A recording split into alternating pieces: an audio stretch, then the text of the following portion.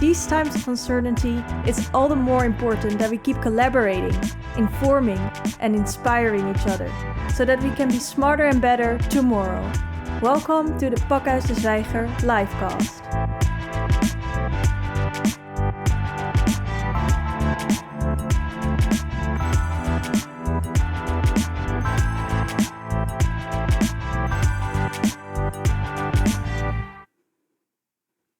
Welcome on behalf of Pakhuis de Zwijger and myself to the third edition of the series Pakhuis de Zwijger and Foam, developed around Foam Talent 2020. So in total we speak to 6 artists, and tonight's program is called Every Woman is a Star, Stereotypes in Culture and Gender.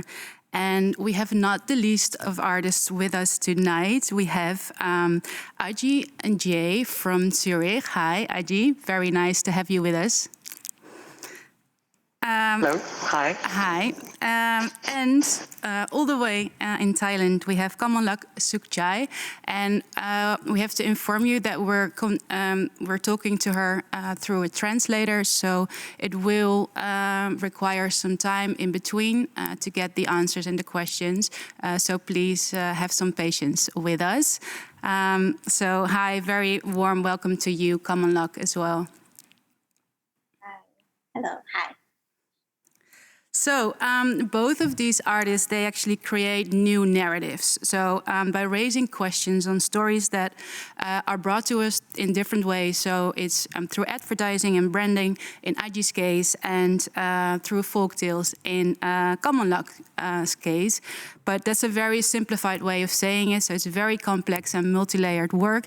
So that's why we will be discussing this tonight. And I'm glad that I'm not doing this by myself. So I have with me in the studio 2 guests. So on my left, I have Rita Oue draogo.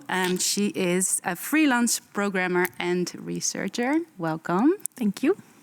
And on my right, as all previous times, Amélie Schule. She's the head of projects at Photography Museum Foam. Welcome. Glad to have you back as well. Also, most importantly, welcome to everyone at home. Please join our conversation. So if you have any questions, just send them in through Zoom, and I will receive them over here, and we'll make sure that your question will be answered by our guests, either here at the table or through Zoom. So let's start at this table. Amélie, as I said, great to have you back. So you've selected 6 artists for these talks. So we're talking to the final 2 now. So can we say that we saved the best for last? Well, we can definitely say that. Yeah. And we created this program also together with Miriam Koyman, who is the curator of the exhibition. So her spirit is very much in this as well. And well, Foam Talent is, of course, our talent program, one of the pillars of the talent program of Foam. And it's the result of a talent call, where we receive around 1,600 entries. That's what we received in 2020 from artists from over 69 countries. So it's really an international selection. And I think through the series, we have always paired artists also on the basis of thematics to delve into maybe the visual strategies that they have developed to talk about these. And for tonight, it is, as you said, we saved the best for last. We took the most, 2 very important topics for us today, and 2 really great image makers. And the topics are postcolonialism and feminism. And of course, they're really broad. And I think what is nice about the series where we work with image makers is that we come to the topics and to talk about them through their visuals and through their works. And why Kamonlak and Adji fit so well together is that they really work with these striking visuals. It's really strong. There's a female character that's very present in the work. And although Adji, of course, she works from the angle of propaganda, she started working on the project and really questions also maybe the connection of capitalism and colonialism. But appropriating a visual language and translating it into her own with a lot of research. And also it's really a long project that she worked on. And Kamonlak, she has a different angle to it, of course, because she comes from using the tales and the ways of storytelling that are really typical for Southeast Asia, but also that are combining different beliefs and different religions that are from this area. So it's really interesting how she made her angle into then discussing really feminism through this lens, and bringing them together, just gives you two different strategies to approach those topics. And I'm super curious to hear Rita's reflections on it, but also to hear both of the artists, of course, give a bit their personal. Thank you. Thanks for that introduction. Rita, welcome. Great to have you here. As Amelie said, we invited you here to give some more perspective both on the work that we'll be looking at as well as the broader themes that we'll be discussing. So you're a freelance programmer, researcher, curator. Can you explain what do you exactly do? Yeah, this is always a difficult question to answer, but I'm doing a lot of different things, and I think what connects them is that I like them all.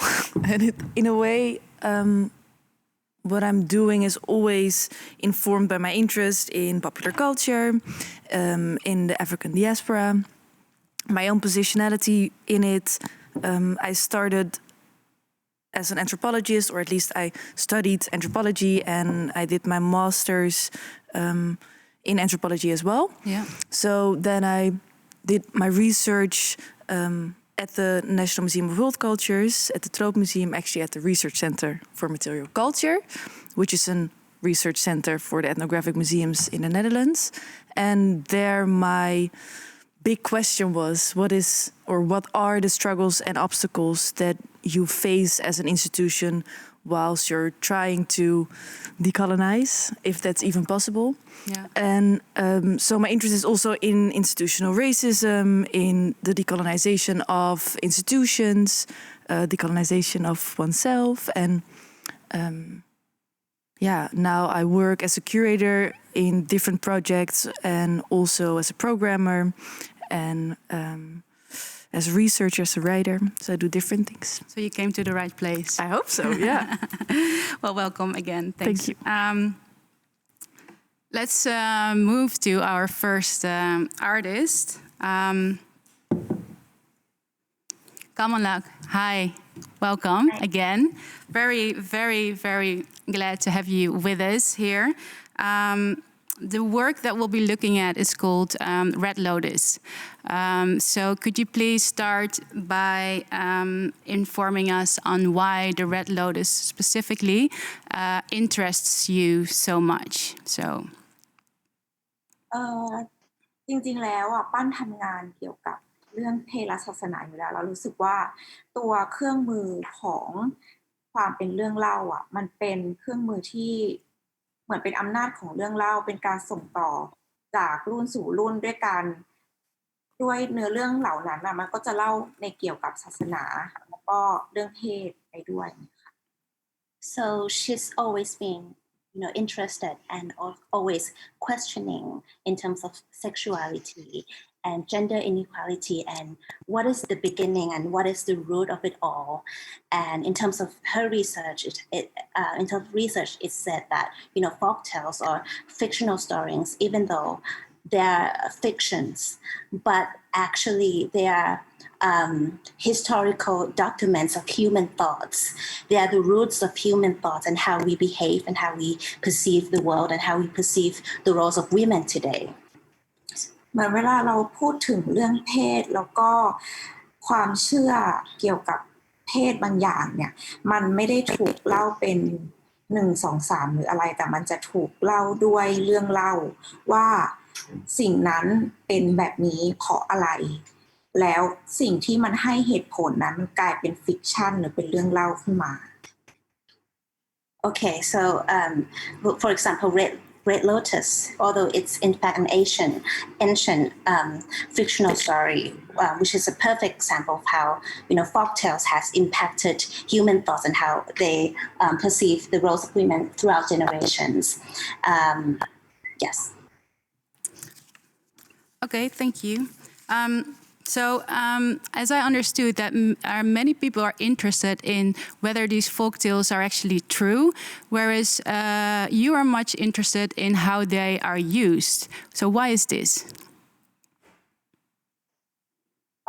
ตัวจริงๆเราไม่ได้สนใจความเป็นจริงหรือเปล่าในเรื่องเล่าเพราะว่าในเรื่องเล่าในทางเอเชียสาคเนย์มันจะเต็มไปด้วยสิ่งอัศจรรย์มากมายเลยว่ามีอิทธิฤทธิ์มีอะไรที่เรารู้สึกว่ามันเหนือธรรมชาติแต่ว่าการมีอยู่จริงของเรื่องเล่ามันเป็นสิ่งที่น่าสนใจมากกว่าเพราะว่าในเรื่องเล่ามันจะส่งผลจากรุ่นสู่รุ่นเพราะว่าการมีอยู่ของมัน So as she mentioned before, usually when you think of fictions or when you think of folk tales, you think of something that is supernatural, something that is almost magical, and something that is almost unbelievable. And people don't see it as the use of historical documents. Even that. She's questioning how fictions or how storytelling, so even though they're so old, but it has truly influenced and impacted women's thoughts or humans' thoughts today and how they perceive women throughout, generations after generations after generations. And it's not because it can't be used as history, but it is actually the history of human thoughts. Yeah. Okay. Great. So it's actually she actually uses stories, tales that exist, and actually rewrites them to make sure that people actually question how the ideology in it is used today. Is that correct? That is correct. Okay, thank you. Well, actually, the work that we're looking at now actually made the cover of the Foam magazine. So out of all the work, this one was selected. So I have Emily here. So why was this work specifically? Out of all the images, why did you choose this? Well, of course, there's also the reason that if you do a magazine, it's really good to have a central focus point. But of course, in this case, of course, the coloring, the super vibrance, but also the layering of the image, it shows a type of photography that uses maybe a different strategy to image making. So it's not a straight out photograph. We can already see that it is fragments put together. And immediately as a viewer, you're like wondering and asking, what is the role of this woman put in the middle on the Lotus? So it has already a lot of references and wonder to itself as an image. Yeah. So of course that makes for a striking cover. But actually, the magazine has a rotation of covers. Multiple, yeah. But yeah, it works really well, I think, personally, for the cover. Rita, can we have a look at the previous image? Rita, could you reflect on this image, please? Yeah, well, there's a lot to say, and I also don't want to overstep or say now something that is totally different or meant totally different by the artist. But I think what's very interesting here, and also which I will come back to that later, but how it also relates perhaps to Adji's work, is how here, again, the woman.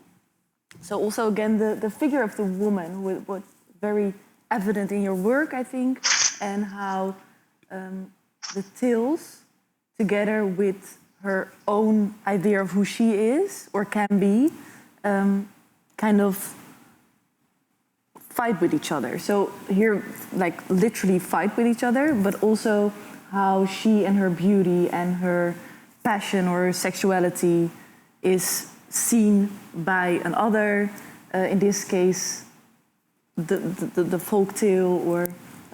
Yeah, so Kamonlak, this struggle that Rita is describing, is that something that you recognize? คือตัวรูปมันเป็นช่วงระหว่างที่หลังจากที่ตัวนางเลโลตัสเนี่ยลอยมาติดที่หมู่บ้านแห่งหนึ่งแล้วมันก็เกิดเหตุการณ์ว่า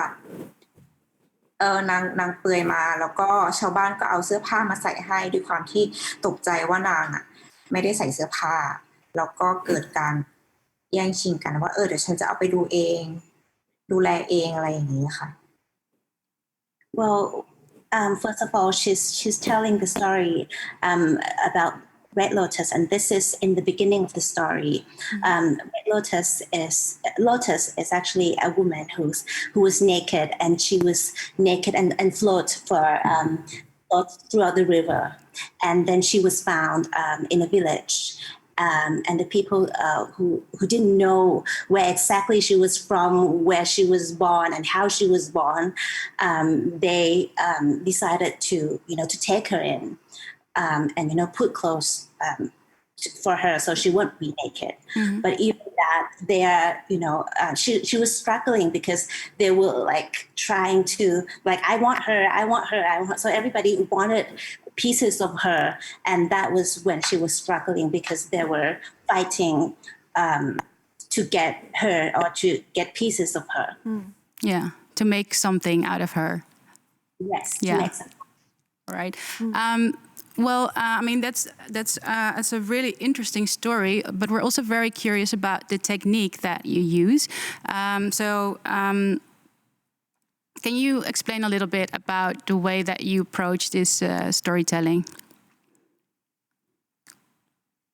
ตัวเทคนิคเนาะเหมือนว่าปั้นจะใช้เทคนิคในการคอลลาจก็จริงแต่ว่าเริ่มแรกเราก็จะถ่ายภาพอยู่แล้วแหละถ่ายภาพก่อนแล้วก็มีการคอลลาจด้วยในคอมหลังจากนั้นก็จะถ่ายมันอีกทีนึงผ่านสกรีนของคอม So this is actually, first of all, it's a documentation of her photography. But then she used collage to tell the story. But then after using the collage, she would again she collaged it in her computer in Photoshop. But then the result of this photography and how you see, the magic of it is when she used camera to take photograph on her laptop screen or on her computer screen. And this is to symbolize the reproduction, from photograph, from documentation, like a performance to photograph, from photograph to collage, from collage to computer screen, from computer screen to taking flash photos of the computer screen again. And then so that reproduction is a symbolism of, when you tell a story and the story keep changing throughout these conflicts and development of the stories, depending on who's writing the story, who's rewriting the story, or who's retelling the story.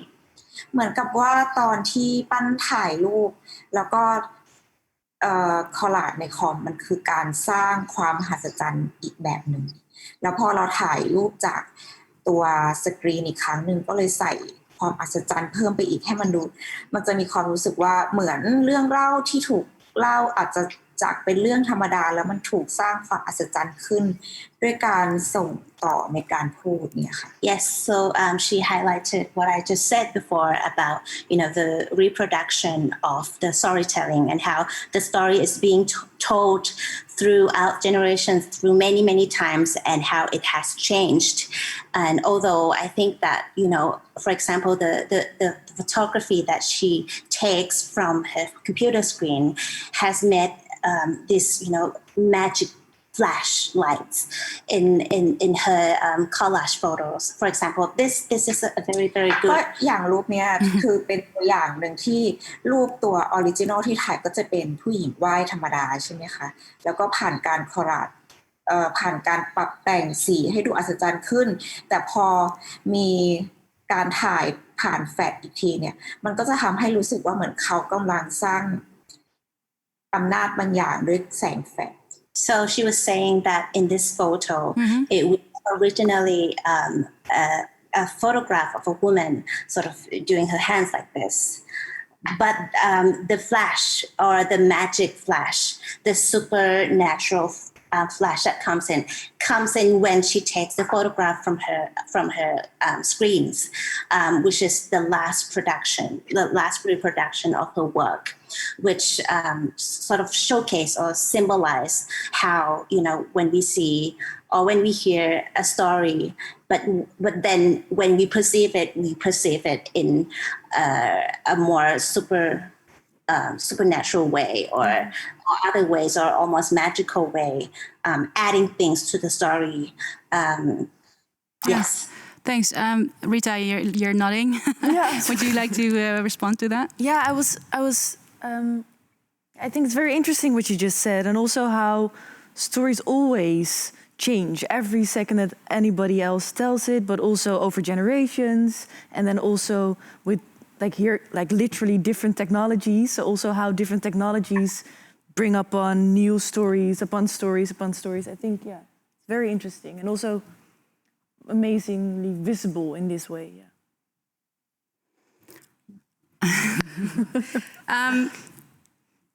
What I would really like to know is, because from a Western perspective, it's obviously differently received as from a Southeast Asian perspective, because we're not so familiar with the myths and the tales and the way that it's used and the traditions and the religious beliefs. So did you notice any difference in reactions coming from different parts of the world?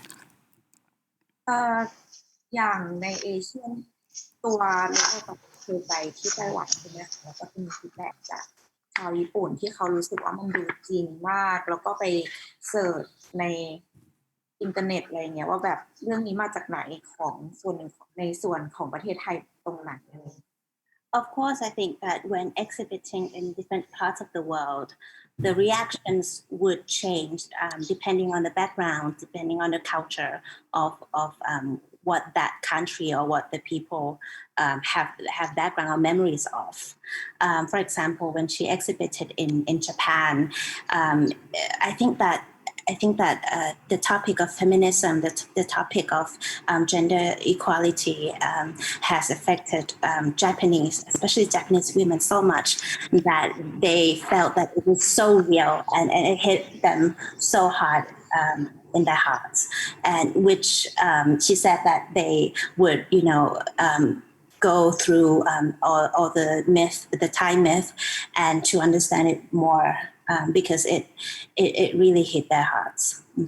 เราด้วยความที่ตัวโลตัสอย่างเงี้ยกุหลาบขอโทษค่ะดอกบัวเนี่ยมันเป็นเหมือนภาพจำของคนเอเชียเพราะว่ามันมักจะอยู่ใต้ฐานสิ่งศักดิ์สิทธิ์ใต้ฐานเทพอะไรอย่างนี้มันก็เลยทำให้มีความเข้าใจและโดยเฉพาะคนไทยสีภาพความสีป๊อปแล้วก็ความเป็นละครจากวงอะไรอย่างเงี้ยมันก็จะทำให้เรารู้สึกถึงละครที่เราเห็นในทีวีสมัยก่อนตอนเด็ก She said about Lotus that Lotus is a common flower, but it's also a symbol of Southeast Asian society, because we usually see it in every day. It's the motifs of the lotus flowers has always been placed in the bottom of ancient historical monuments. So it has been a symbol that everybody would recognize in Southeast Asian society. I would like to add more about, Lotus is also actually her name. Kamonlak means Lotus. Yeah, we heard that. That's amazing. And it is actually a symbol of sexuality. And the meaning of it itself is actually, it does have this conflict between pure and sin. Yeah, so there's the white lotus as well, right? The white lotus versus the red lotus. Yes. Definitely. So Kamonlak is both lotuses. She's both the white and the red one. All right. Thank you so much. We're going to move on for now to Adji's work, but we will get back to you, of course, so stay with us. Adji, are you there? Hello. Hi. I'm here. Hi. Very nice to talk to you. Before we start talking about your work, could you please let us know what you think about Kamonlak's work? I think it's extremely interesting. I really like the thinking really on the aesthetic modes, like the layering and the fact of the reflection on the stories passing. And also, I think the main connection to my works is also this element of the sort of the storytale, which in her case it's the actual tale, but in my case I focus more maybe on advertisement, on other kind of stories that are constantly told about sort of ourselves and about that are constructing really our imaginaries. So I feel like it's I don't know, it's extremely interesting. Thank you very much for the presentation. I really enjoyed it. Yeah, me too. Let's move on to the Magic Cube project. So to begin with, this tiny cube that probably everybody knows and recognizes is central. Is at the center of your work. So can you explain why you chose to use this symbol specifically? Yes, so in 2013, 2014, I began to be interested on question of propaganda, especially in advertisement and looking at the context of the car. And I decided to focus on the stock cube because it was the most prominent sort of advertised object that I could see everywhere in the public sphere. And so I started to make some researches about it, and I found the whole history of it quite fascinating in a just so distorted way. Sorry, just hello. Yeah, do you hear me? Yeah. Yeah. Okay. Sorry. Yes, I can. Sorry to interrupt you, but I was just wondering because we see a lot of advertising towards women all over the world, but this has an extra layer to it. In your view, right? Can you explain what this is? How this is different? What this brand is doing in West Africa compared to all the beauty marketing that we get? That is communicated to us in our everyday lives. Sure. I mean, I was just indeed entering into the fact that as this product was so much advertised, it was quite fascinating to look at the fact that women were always at the center of this sort of advertisement. And as I was about to begin to say that it came into the West African market right after the Berlin Conference. Yeah. So it's definitely, a colonial product, and it became extremely widely used from 1886 onwards. And to me, what was extremely interesting in focusing again on the women as the advertisement were proposing, and in this context that it's also my I'm Italian Senegalese, so my other country as well, was the fact that first of all within the private sphere I could see all my family members wearing all these advertised sort of matching, I don't know how you call them, but yeah, cooking sort of dresses, yeah, and they were advertised with Maggi, with Aja, with so many other brands, and it was quite fascinating to see how much of that was entering really in the private lives of people, and also because the slogans really of this product were extremely straightforward, going with with every woman, with Maggi every woman is a star, or with Maggi your man is not going to look for a second wife, or things as such. So it was also a little bit the irony, if you wish, of the semiotic language that was utilized by this product, really, that I found extremely important to sort of underline. And also, I'll just conclude the question of how much coloniality then becomes something that not only influences our imaginaries and our sort of histories, but rather also our bodies, how much they literally enters in our bodies, and what's the impact of that. So that's Do you mean because it's actually replacing traditional cooking? Because that's something. Yes, Yeah, go ahead. Yes, because it is so widely spread, widely used, that indeed it became a substitution from many of the other spices that are normally utilized, right? Because the composition, the anatomy of the stock cube itself is extremely, I would say, flexible in any kind of environment. So even if you have 40 degrees under the shadow is still, it's still work, and it's extremely cheap as well, as it is an industrial product. And so the overusage of it, it obviously implicates a lot of other issues for the health and this.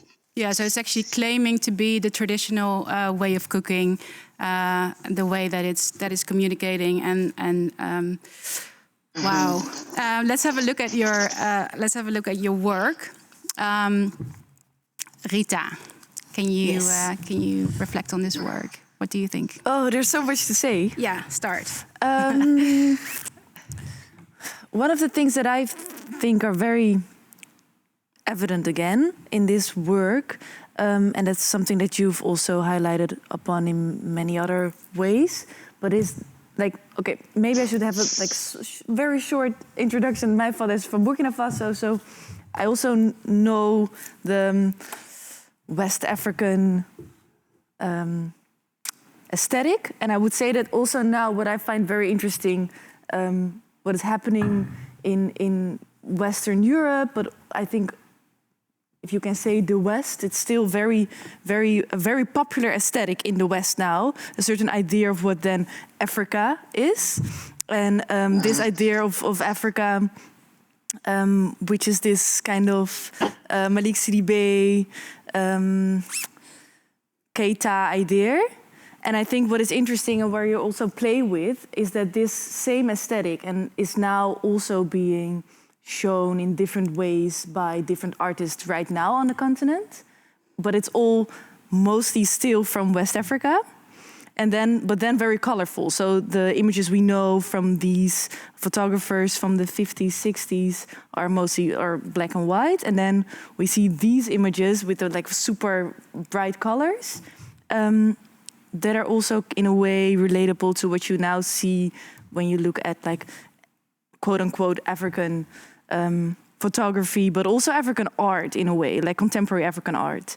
And it's an aesthetic that's very popular among African diaspora, but also just now that idea of what then Africa is very popular. So I really like the way you play with that. So Adji, can you respond to what Rita is saying? Why did you specifically choose this technique? Yeah, thank you very much for your comment, Rita, by the way. And well, for me, again, then it was extremely important to think of how can I combine all these observations that I had on this propagandistic sort of modes of the stock cubes into the history of it into an aesthetic of all that made sense and somehow, So it was the first way in which I thought about this project was very much looking at, this Malik Sidibé Seydou Keita kind of photography. But later on, I started to sort of stop a moment and reflect upon why is it that I'm thinking right away of producing a work in this manner and not in any others. And I think that what you said before, that it's sort of expected, about West African imaginaries or African imaginaries, that it's that always has to go through in somehow this sort of aesthetical pattern of the studio base and all of this was something that was inspiring on the one hand because I find the works of Malik Sidibé and all those other photographers amazing, but on the others I was quite preoccupied in the way in which these imageries were sort of dealt within the art market, which is mostly a Western art market.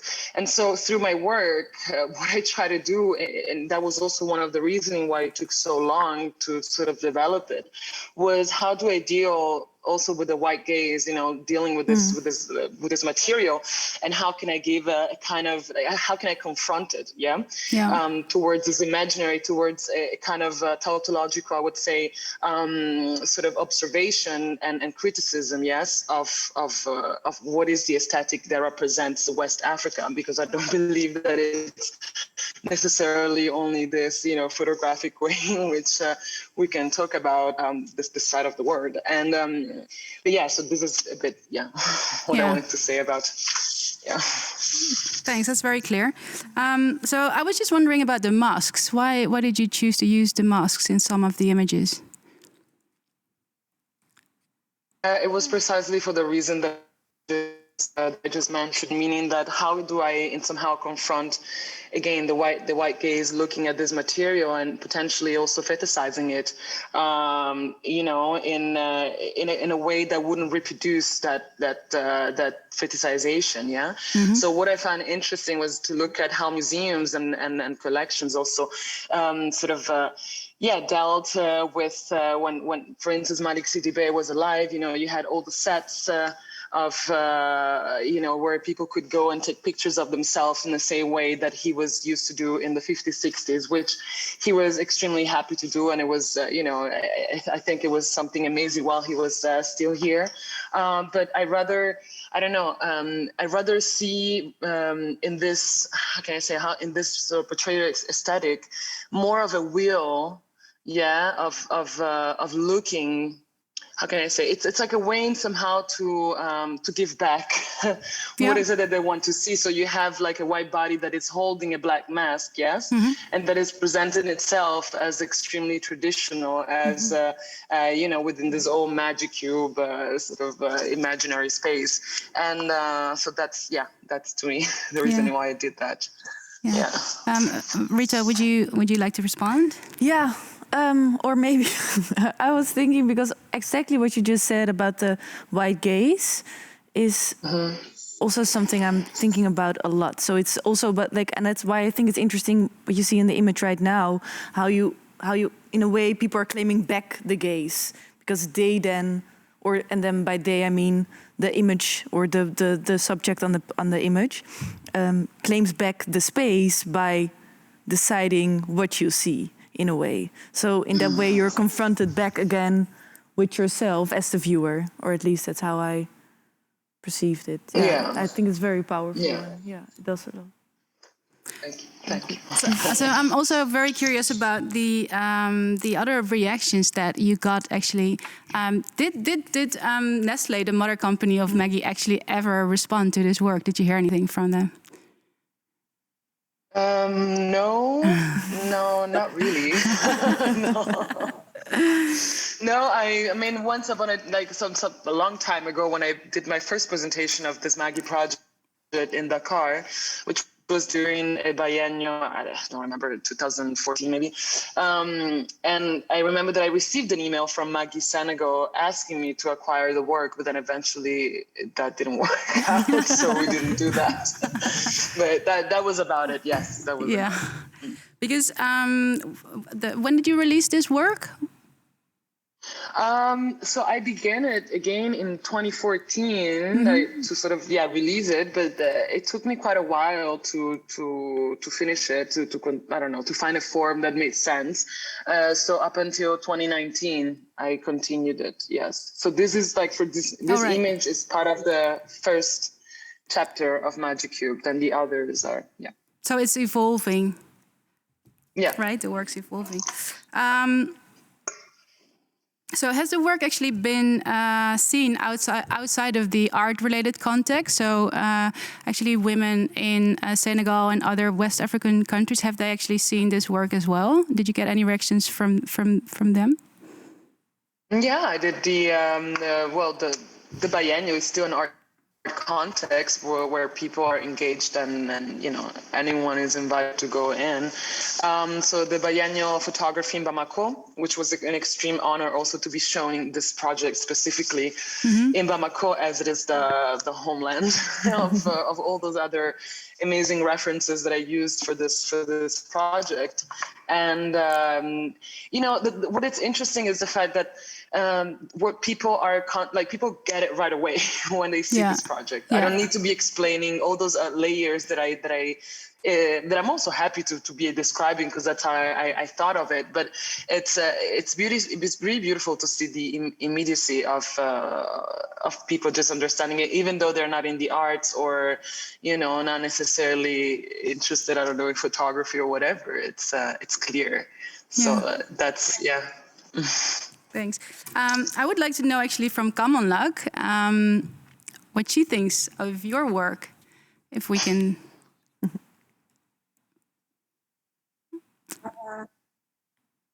จริงๆแล้วชอบความที่ตัวแม็กกี้มี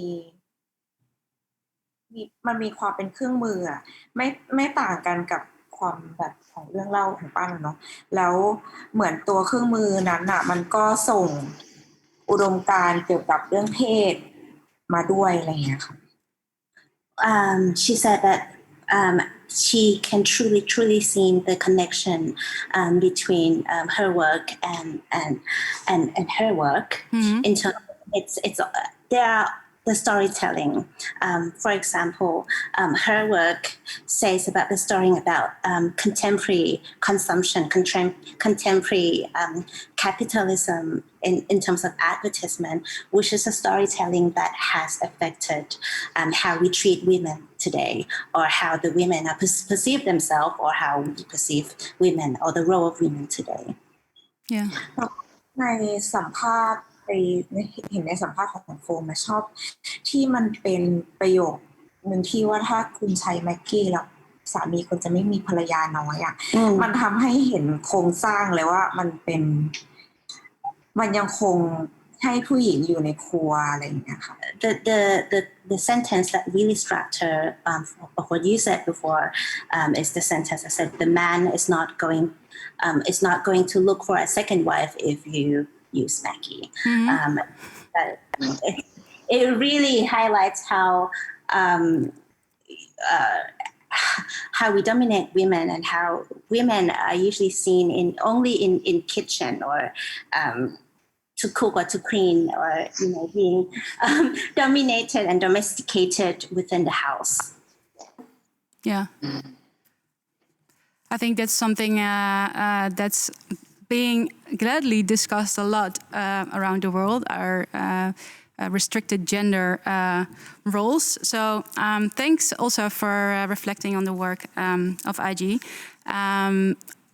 I would like to move the conversation towards the table, but you will, of course, be involved. It's a little bit of a challenge because we're working with a translator. So if any of you has any questions also for Kamonlak, then just ask and we can translate it. Same goes for you, Adji.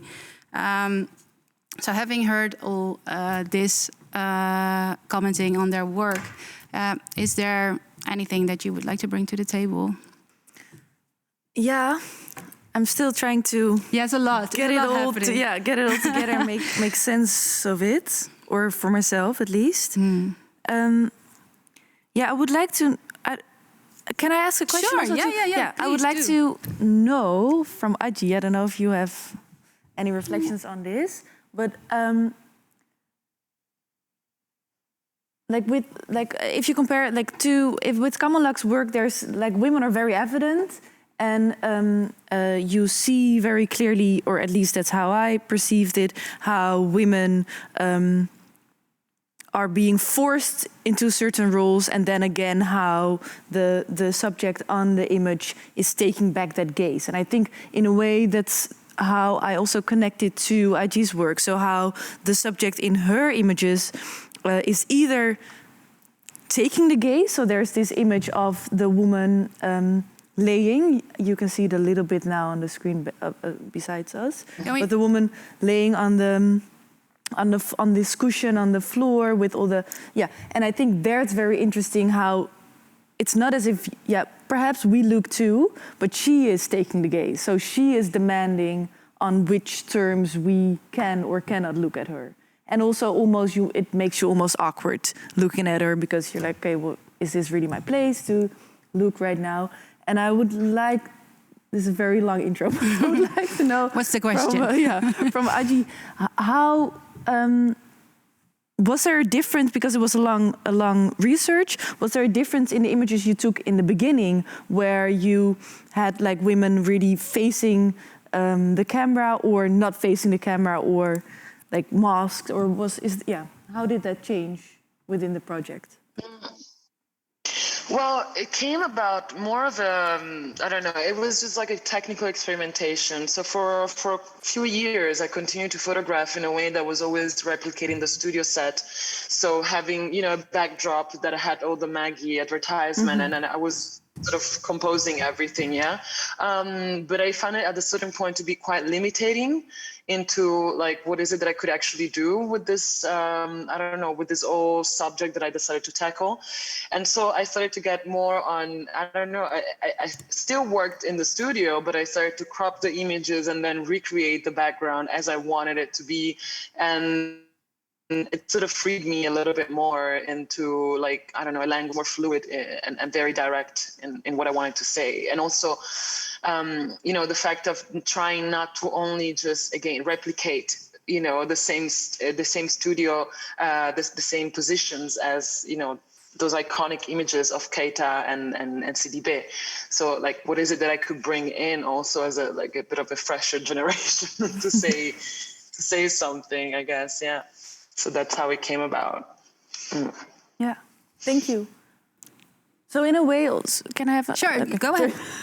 In a way, also, what Kamonlak is doing by layering, also in a way, and having like collages, and then making a picture of a picture, and how these then stories kind of now layer on top of each other. In a way, Adji is then also working in that way, right? So you reflect on the pictures and then see if you have perhaps more freedom by like collaging as well.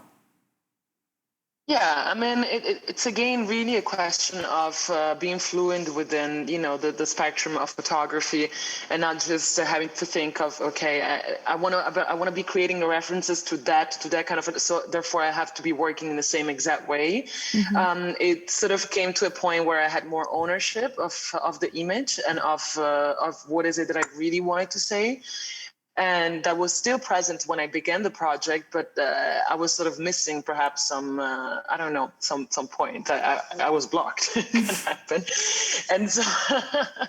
And so, yeah, it's really, I don't know, it freed me a lot, you know, the fact of just doing whatever is it that I wanted with collages and, yeah, and recreating the layering, not only conceptually, but also, you know, in the image. Yeah. Yeah. Yeah. Thanks. Was there, from your point of view, Adji, was there anything you would like to bring across yourself? We didn't ask you about your story. No, I'm really, yeah, I'm fine. Amelie, looking at what's been said tonight, can you give your reflection from your point of view of, well, you explained in the beginning why you selected these two artists. Now hearing their stories, can you elaborate on that a little bit more? Did you hear any new exciting things? No, maybe I would like to add something and also then ask something to Kamonlak, because what is also something we couldn't see now because we just see the 2D, the images like they are there. But of course, in the exhibition, both Kamonlak and Adji really work with installation as well, meaning Adji also pointed at it that she really also takes over the space behind the images using paint. Like it's really beautiful also now in the show in the museum that no one has seen yet, how they're actually, for both of the artists, there is this element of installation and the element of how are the objects placed, and also they're playing with how can this context where the image is hanging not be a white cube, for example, or also use references.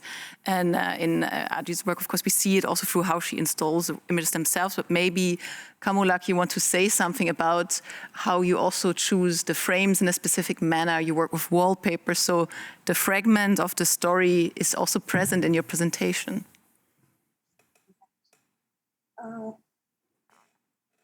คือพอในตัว installation น่ะปั้นต้องการให้ภาพมันดูใหญ่แล้วก็อยู่ในเฟรมทองมันเหมือนมันกึ่งเป็นภาพจำของการไว้ของสิ่งศักดิ์สิทธิ์ที่ไทยที่เอเชียอะไรอย่างเงี้ยค่ะแล้วก็เน้นย้ำมันด้วยวอลที่เป็นสีชมพูเป็นสีค่อนข้างพ็อปขึ้นมาในความมหัศจรรย์แบบไทยSo she highlights that she wants the story to be massive. Mm-hmm. So the photograph is massive, and some of the photographs are framed with, golden, ancient, old golden frames. Because in terms of in our culture, when we see the golden frames, we would see something that is sacred, something that is important, something that has some kind of history that is important to us in terms of belief. So that's what she wants to highlight in her installation. And also, I think that she said that in the installation, because it is a storytelling, so the photography itself doesn't say the story of a whole. So she wants to guide the viewers through the story and how the story has shifted and changed. For example, there is a scene that highlights how women's menstruation is actually cursing the man's power. So it's rather a stigma to men's power, and it's weakening the men. So in our culture, it has affected us all, which means that, some of the temples that we go, when we have our period or when we have our menstruation, we cannot enter that sacred, that important place just because we are women with period and our period are cursed. So that is also the main story, which focuses on how gender inequality has affected us, and how what is the beginning and the root of gender inequality, which comes from this Thai myth. Yeah, thank you. I have another question for Kamonlak, actually for both of you. Can you say a little bit how the research that you did for your projects actually affects your personal views on themes such as feminism, postcolonialism, in your case, religion also? Kamonlak, yeah. You can translate it if that's necessary. มันเอฟเฟกต์ในตัวของเวลาทำงานเอฟเฟกต์ตัวของจริงมันเป็นเหมือนการใช้ตัวดอกบัวมันคือเหมือนการเอาตัวเองเข้าไปในเรื่องสร้างเรื่องเล่าเป็นสตอรี่เอาตัวเองเข้าไปในเรื่องที่อยู่ในโครงสร้างของผีพราหมณ์พุทธการพูดถึงเรื่องเพศโดยที่อยู่ในคำนิยามของศาสนาคือเอาตัวเองเข้าไปศึกษาในเรื่องนั้นคือสิ่งหนึ่งมันก็อาจจะเป็นเพราะว่าด้วยตัวปั้นเองก็จะอยู่ในครอบครัวที่ค่อนข้างจะอนุรักษ์นิยมด้วย Okay, so she's actually from a very conservative family, and I think that the symbolic of her name, Kamonlak, which is a lotus, when she started to be interested in folktales and ancient fictions, because of the lotus as a symbol, it has drawn her directly as if she was in the story somehow. And it has affected her to research more and to dig more.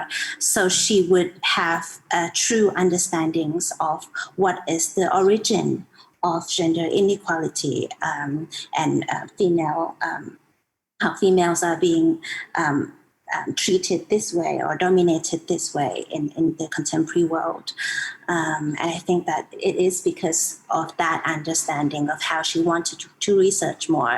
And even some scenes that she feels that it was as if it's her own, that was in that very own story. Yeah. So how did the family respond to this work? ครอบครัวจริงๆแล้วครอบครัวไม่ได้รู้เกี่ยวกับ story behind เรื่องนี้เลยเขาแค่เหมือนกับว่าโอเคอยู่จะทำโปรเจกต์ใช่ไหมเราก็คือช่วยเป็นตัวละครให้มันคือ conversation ที่บ้านไม่ได้พูดกับครอบครัวเลยนะแต่ก็ไม่ได้คิดที่จะพูดแบบตรงๆด้วยซ้ำ I don't know if you know, but all of the characters within her works are actually her family members. Yeah, that's why I was asking. And she said that actually they don't know the true concept or the ideas behind the story. As much they just know about the story because it's a very common myth or a common folktales that we all know, but her work is questioning that folktales of how it has affected us all, but I don't know about this. So Yeah. So they're just performing out of love. Yeah, thanks for sharing that very personal story. Thank you.